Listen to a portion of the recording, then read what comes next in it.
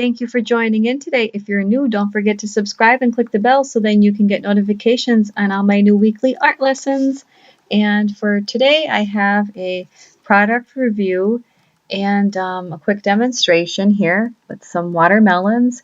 These are some inexpensive watercolors that I found at the dollar store. And I will show a quick close-up here of some swatches. Some of the colors performed a little bit better than others. Just a couple of them were a little streaky.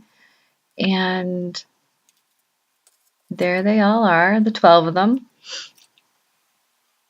And as I'm getting started here, I noticed then this is what I expected. They are a little on the chalky side, of course, because they are a cheaper product, but I was also pleasantly surprised with the pigment and how bright the colors were.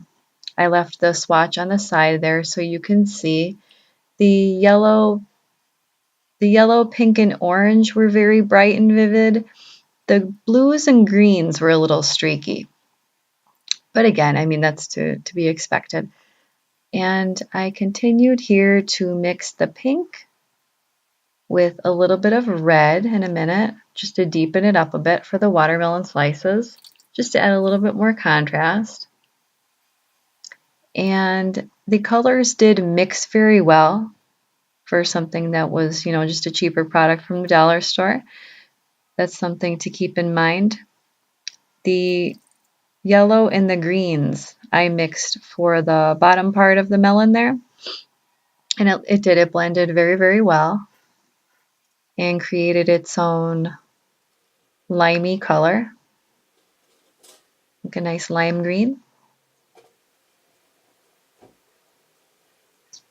But again, as they dried on the paper, they do have a bit of a chalky appearance. But overall, I really do think that this would be a great purchase for kids or maybe somebody who was just as a little hobby. Maybe you weren't too, serious about watercolors. You're just looking for something to do more or less. And they are definitely fun to experiment with. I know I've seen a few other people do reviews here on YouTube, and I was just curious for myself to test them out.